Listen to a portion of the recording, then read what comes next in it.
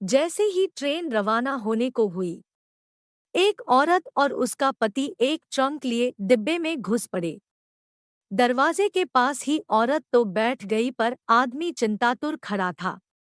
जानता था कि उसके पास जनरल टिकट है और ये रिजर्वेशन डिब्बा है। टीसी को टिकट दिखाते उसने हाथ जोड़ दिए। ये जनरल टिकट है। अगले स्टेशन पर जनरल डिब्बे में चले जाना, वरना 800 की रसीद बनेगी। कह टीसी आगे चला गया। पति पत्नी दोनों बेटी को पहला बेटा होने पर उसे देखने जा रहे थे। सेठ ने बड़ी मुश्किल से 2 दिन की छुट्टी और 700 रुपए एडवांस दिए थे। बीबी व लोहे की पेटी के साथ जनरल बोगी में बहुत कोशिश की पर घुस नहीं पाए थे। लाचार हो स्लीपर क्लास में आ गए थे। साब, बीबी और सामान के साथ जनरल डिब्बे में चढ़ नहीं सकते। हम यहीं कोने में खड़े रहेंगे। बड़ी मेहरबानी होगी। टीसी की ओर 100 का नोट बढ़ाते हुए कहा। 100 में कुछ नहीं होता। 800 निकालो वरना उतर जाओ। 800 तो गुड्डों की डिलीवरी में भी नहीं लगे साहब। नाती को देखने जा रहे हैं। गरीब लोग हैं, जाने दो न साहब। अब की बार पत्नी ने कहा। तो फिर ऐसा करो, 400 निकालो। एक की रसीद बना देता हूँ, दोनों बैठे रहो। शिक्षा राष्ट्र उत्थान में मजबूत नींव का काम करती है और आपके शिक्षा के क्षेत्र में किए गए सतत प्रयास प्रशंसनीय हैं। शिक्षा के क्षेत्र में आपके योगदान के लिए आपको इंडियन अचीवर्स अवार्ड से सम्मानित किया जाता है। Shri Nilesh Khedekar. Obviously, this award is going to be helpful for putting me on a national scale, making people aware of such a concept existing. And when I see the awardee lists and the presenters and all of these people, I feel that even if they come to know and they just mention a word about it, this is going to help our education ecosystem a lot, and it will surely help my brand reach heights.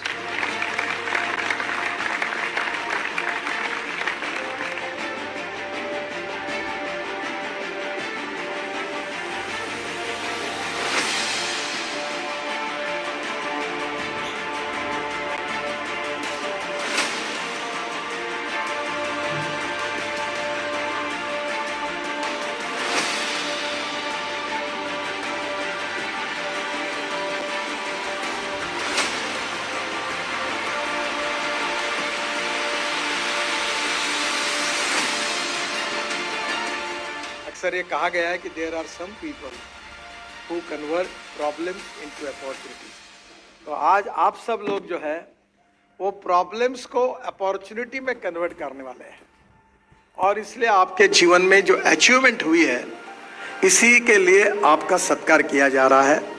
मैं मानता हूं कि ये achievement, ये जो achievers है, इनके द्वारा इंस्पिरेशन और मोटिवेशन और अनेक लोगों को मिले, और अगले बार जब कोई ऐसा सत्कार करना पड़ेगा तो इतने अचीवर्स की संख्या बढ़ जाए कि हम लोगों को कार्यक्रम करते करते हमें आयोजन में चलना है, तो इसमें हमारा देश बढ़ेगा।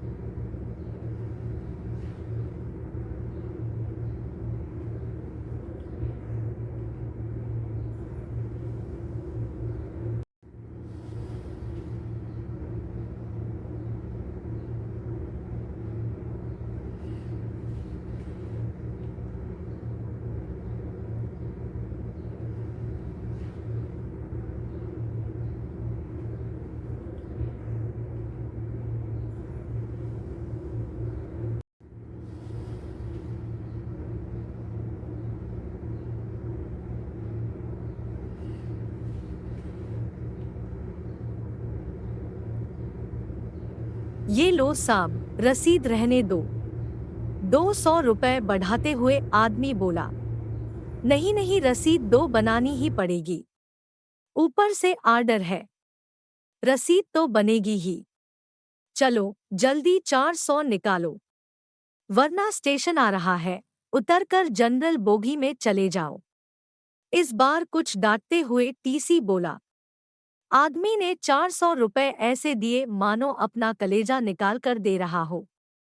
दोनों पति पत्नी उदास रुआन से ऐसे बैठे थे मानो नाती के पैदा होने पर नहीं उसके शोक में जा रहे हो। कैसे एडजस्ट करेंगे ये ₹400? क्या वापसी की टिकट के लिए समधी से पैसे मांगना होगा?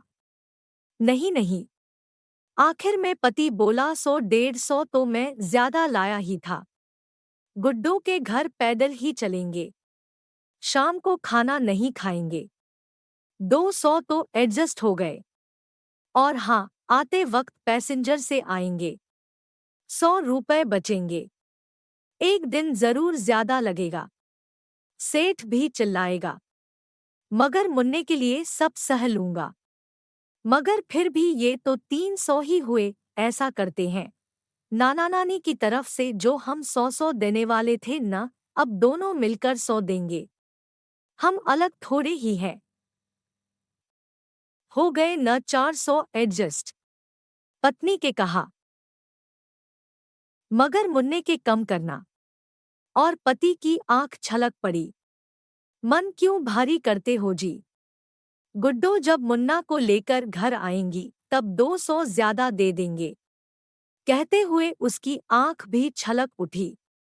फिर आंख पोंछते हुए बोली, अगर मुझे कहीं मोदी जी मिले तो कहूंगी, इतने पैसों की बुलेट ट्रेन चलाने के बजाय इतने पैसों से हर ट्रेन में 4-4 जनरल बोगी लगा दो, जिससे न तो हम जैसों को टिकट होते हुए भी जलील होना पड़े और ना ही हमारे मुन्ने के ₹100 कम हो।